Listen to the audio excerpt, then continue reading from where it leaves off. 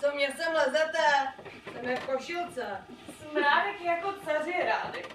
Hele, běž se proskočit ven, ty, Jofínku. Pro boha, co jsem komu udělala? Nic jsem nikomu neudělala. Co je v té krabici? Má to otevřít Valérie. Je to pro mě. Nemám na to nervy. Ale to žádná známky. O ty větrníky se rozdělíš, ty tlustice. V přírodě vítězí hrubá síla. Mě přebrala bys mě. Ležíš to jak bedna kytů, kytovec. Panuj. Co to je? Hele, tady v záhybu je nějaký dopis. Přečti nám ho. Je pro mě. Taťkovo písmo, hele, dělal podobný krucánky u Whitstone jako já. Milá Valérie, čteš tohle rok po mé smrti. Ty i tvoje sestry si zasloužíte najít v tomhle balíku klíče od vily v Provence. Nebo od vzducholodi. Namísto toho ti odkazuji nevkusný supermanský kostým. Supermanský. Dál. Tenhle oděv mě provázel tou částí mého života, kterou jsem tajil. Dokonce i před vámi, a to je co říct. V tomhle růžovým kostýmu jsem se pokoušel zachraňovat lidi. Často to bylo pořádné fiasko. Procento úspěšnosti jsem měl tak hezky česky polovičaté. A i na bančinu jsem letkdy dostal. Ale bacha ho. Nikdy jsem nebyl demaskovaný. Wow. Že se můj čas krátí, jsem poznal v listopadu. Zachraňoval jsem spokojeně římsy libeňského činžáku muže a zahlédl dole v davu čumilu dítě. Nahé dítě, asi 5leté. Hledělo bez hnutí přímo na mě. A to bylo znamení. Znamení brzkého konce. Lépe to vyjádřit nedovedu. No tak Valčo, no. Milá Valerie, byl bych rád, kdybys na mou podivínskou supermanskou činnost navázal.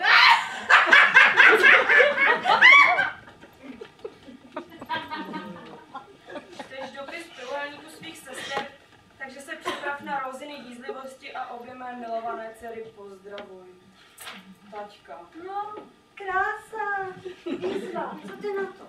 Rozavířený větrník. Tam se tě, co ty na to? Nic, co by. Tak si aspoň vyzkoušel. Bude mi velký. Hele, oblíkni si ho. Nebo ti dám vymalovat pokoj. Co bude kýdlo? Kuskus, Nesekaná. kuskus, Špekový knedlíky. kuskus. Ještě jednou. Řekneš kuskus a přestanu dýchat. Kuskus, kuskus, kuskus. No hele, tak nevypadá, že vytáhneš, no, docela ti padne. Vypadáš jak ložka! A co teď s tím jako? Vyjdem spolu na zahradu. Ne, nikdy. Ale tačka by si to přál. To nepůjde. Ale musíme to zkusit. Je nejvyšší čas, aby jsme to prolobili. Jdem spolu na zahradu. Pojď, pojď. Vždycky se nadechneš. No. Na výkroč, takhle ukážeš tu. Už nebudeš? S ním tvůj díl můžu? Buďte poeta, prosím. Objednej nám pizzu. Zkus se odkládá. Spadnul mi ovladač. Podáš mi ho. Měla bych tě umýt. Má přijít někdo z pečovatelské služby. Toho vypaku, ten poletí. Ty rozho. Jsi z nás nejstarší. Proč je sakra trochu nepomůžeš? Zdala jsem to. Keci. Kdyby ses tady pořád nebálila, můžeš jít se mnou. Víš? Ten ovladač. Ovladač. Já se chci dívat. Tak, prosím. Děkuju.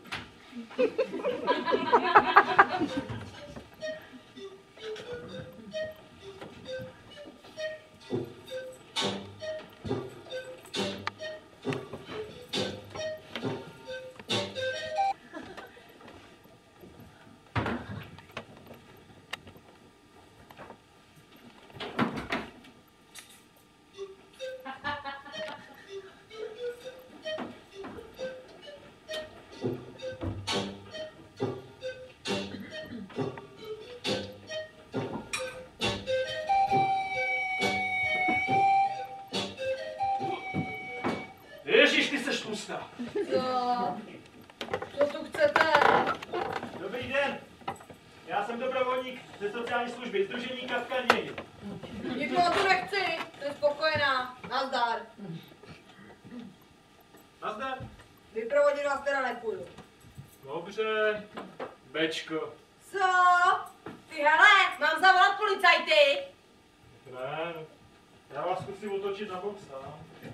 Jsi uchyl nebo chodí ode mě? Smrdíš, až jsem! Umejte změnit stravu, nesu jogurty, nemám chuť se hádat, ale já jsem Kapka Něj a šmitec. Podej mi ten svůj luk. Jako jak luk? Střelím ti palici, já nemám co ztratit. Co teda? Máš ztratěný metráka půl ty hroudo. Promiňte, nebudem se tady spolu hádat. Já jsem tu o to, abych vám pomohl. Já to dělám ve svém volném čase. Jsem elektroinženýr nějaká. Nazdar.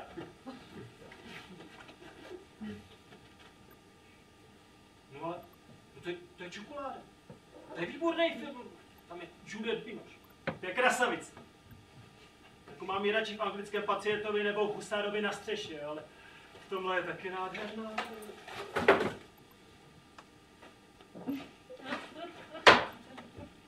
No ale minionky, tady nějaká delisa, tady oplatky nějaký, no jo, kaštany v čokoládě, tady banánky v čokoládě. No tak teda tohle, že se nestydíte. Pěsná nutely návrh, no jo.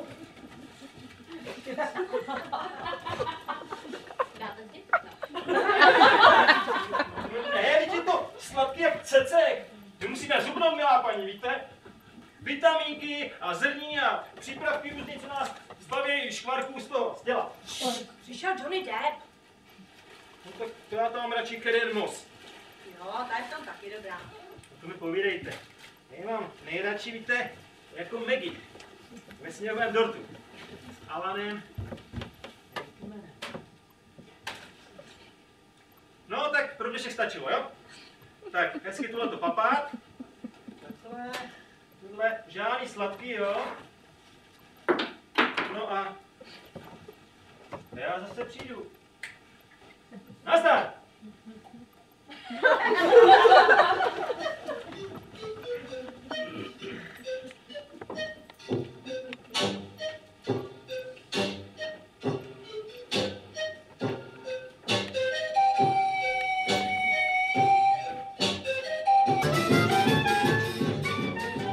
Vyrobila jsem jich 28. V různých barvách a klidně přidám další. Na co nám budou moderitový surikaty? Na prd, jsi jak máma. Podej mi ten závěr. Chceš ho nakrájet? Celej, nejsem fajnovka. Umřeš. Ty taky. No ale ty brzy. Protrhneš si jako přehrada.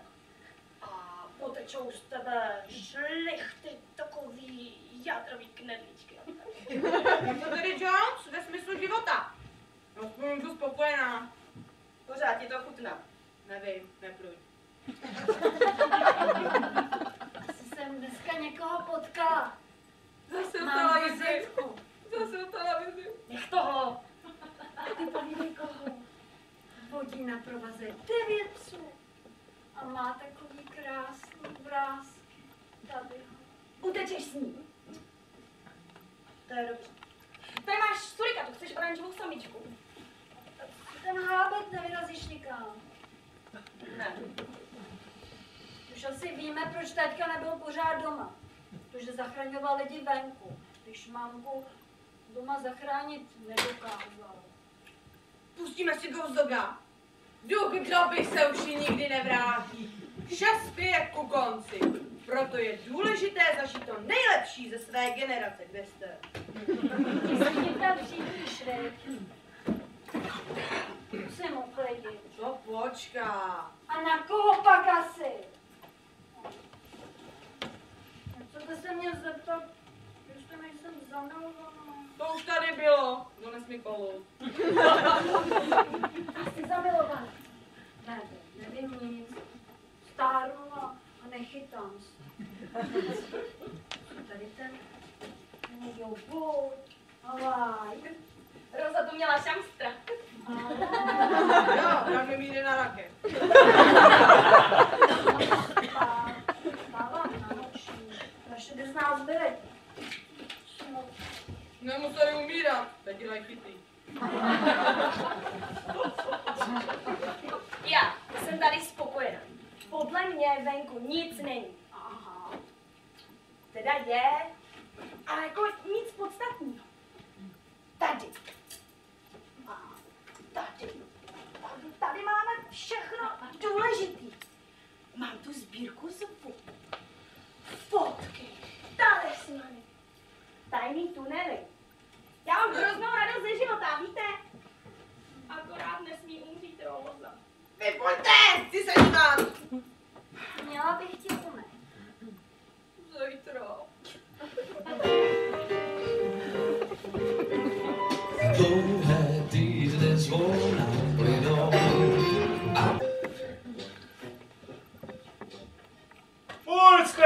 Furt stejná. Chcete nějaké vymítat sádlo nebo co? Dobrý den. Boty jsem si vyzul. Jsem cítit pritravanem a na nebičku ani mráček.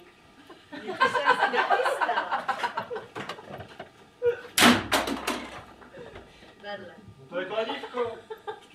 No to je kladivo. Vy chcete do kriminálu, madam? Vždyť vy jste instaloval obrátku a vy se elektrický křeslo. Vás by kladivu se nechtěl paty. No je to jo. Co jste to? Čím jste mě to? Surikata! Já jsem tam paní a nemám chuť se s tou tady s vámi takhle zabíjet.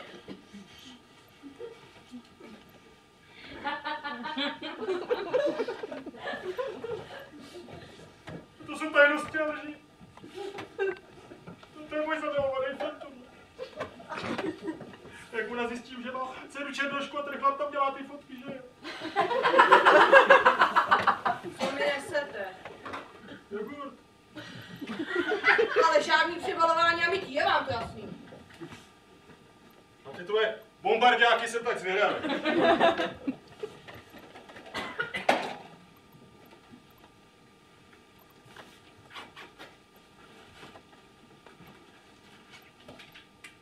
Podívejte. Do zdravíčka. Rekviem za špeky.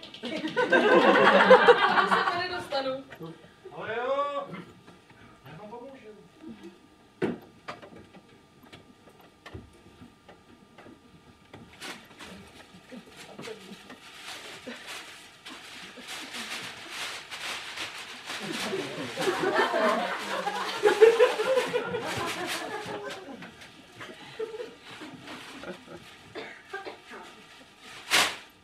Jsem profík.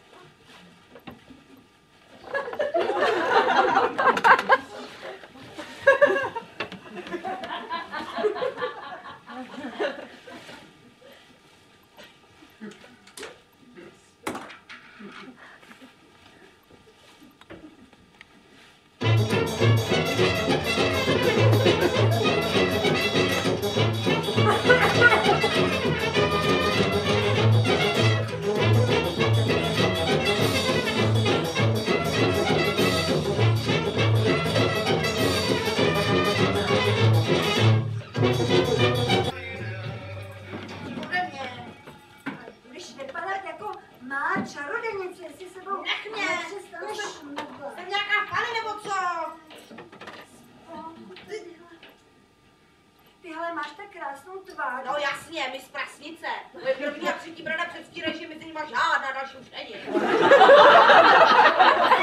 Ode mě!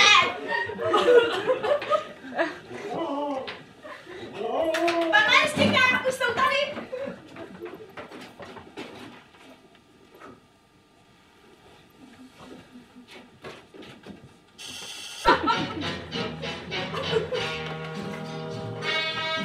Byla jsem počatá v Žigulovi, zpíval k tomu David Bowie. Výstřední nebyla tak výstřední, aby se říkal vždycky napředně váhnout v postil. Narodila jsem se ráno ve 2, a znovu mi vyskočila jak důchodce při slavě. Začala Nastěhoval se k nám Frida Hýnek. Jel tu s námi do Chile, pak šel někam na výlet. Když mi bylo 5, Frida Miloš mi šáhal za úplet. Prý, že se splet, že to byl úlet, že tam mám nějaké svítko. Není 6. Mně se zdá, že mám skoro tolik pováží. Tohle vidím v ledě. Ale nepropadat panice. Tenhle ten návod je sice ve švédštině, ale já pracoval v IKEA. Já nejsem žádný zelenáč. Na prase, na.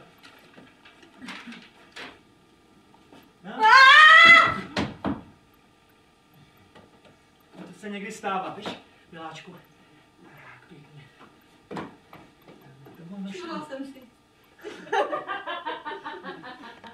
Co to tam vyvádíte? Rotopet! Ludvík mě chce rozhejbat.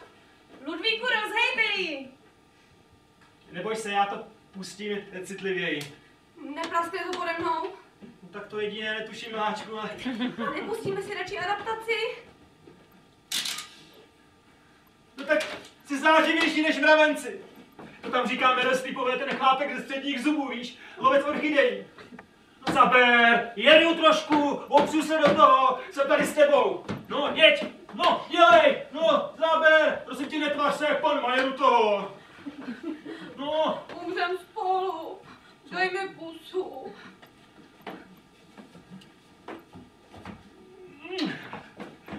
Já jsem taková ta vydlabaná helovínská dýně, víš? A ty si to setýlkou uvnitř, celého se mě rozsvítila. Nehodnej, ale znám s bousem méně to pro já. Tak dobrá, no tak já jsem teda zlatá rybička. Aspoň ty 3 přání. A pink.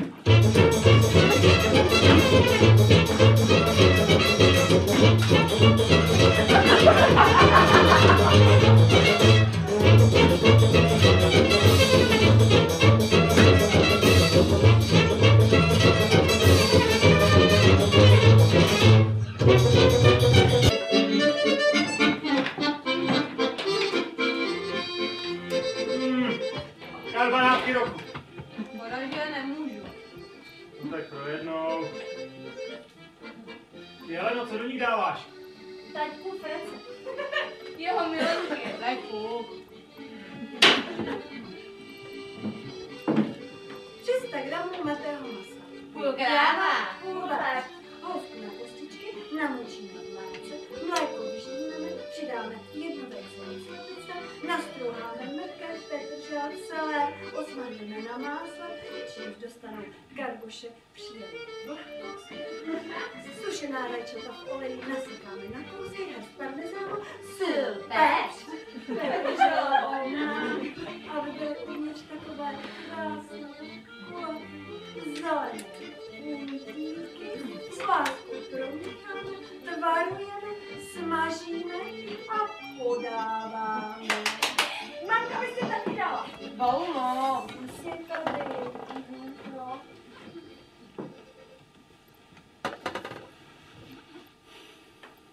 Vzpomíná tak měla mamka ke konci tu žravost. No jedla.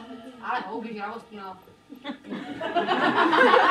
Jednou jsem přinesla domů 3 kila jablek. A říkám si, mám to přediskovat? Nemám. No 3 kila. Za chvilku jsem se vrátila, ta taška byla prázdná. Tak na ní volám mami, že si snědla všechna ta jabka a ona povídá. Ano, já jsem snědla ta jabka, ale vůbec jsem si nepochutnala.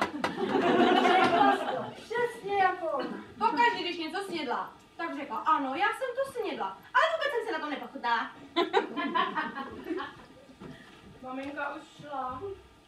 No a kde je Honza? Poslala jsem ho na pivo, když uviděl fotku z ultrazvuku. Měl se jak osyka. Já první! Nerozknejte to! A já jdu doma. To si nemětá. Chlapeček, podle mě. Jasná holka. No, Jan říká, že to budou dost možná 2. No miminka prostě, do prdele, já mám takovou radost. Ura! Ura! Segry! Tak, Queen Latifah, no. Jdi do řeti. Jsem.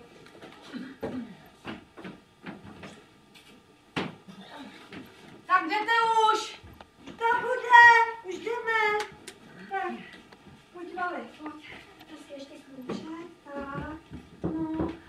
venku.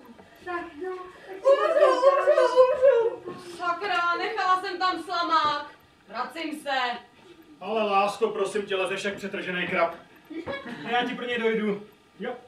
Julia Roberts. Hugh Grant. Cože?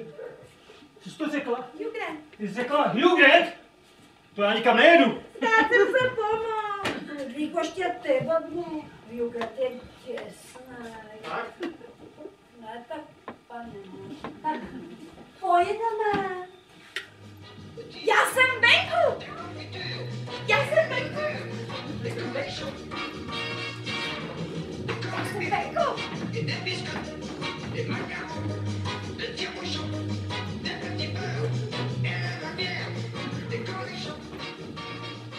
Mě to vždycky tak pere. Ahoj, Janičku. No, vyšli jsme po 2 letech, no je to nádhera. No už něco vystupoval. Jo, ale tak pa, my vyrážíme, je to úžasný, pa. Já si narazím chlapasta hrozným autem. No není sice krásný, ale za to hodně žere, nejde vypil topení. Vyrážíme, startujeme. Vejdeme se všichni dovnitř. No, já určitě.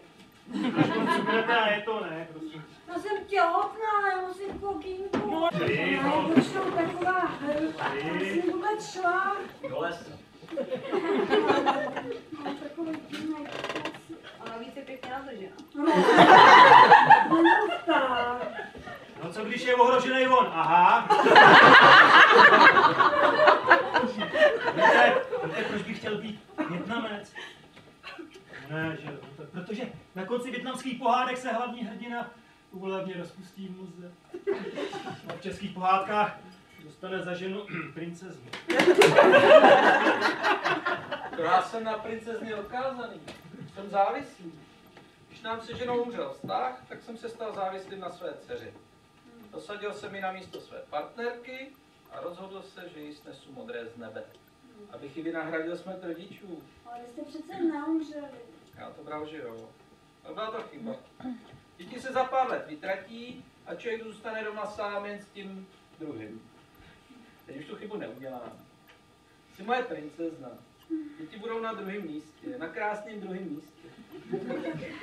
To bude ještě dost zajímavé. Ale takový strašný tušení.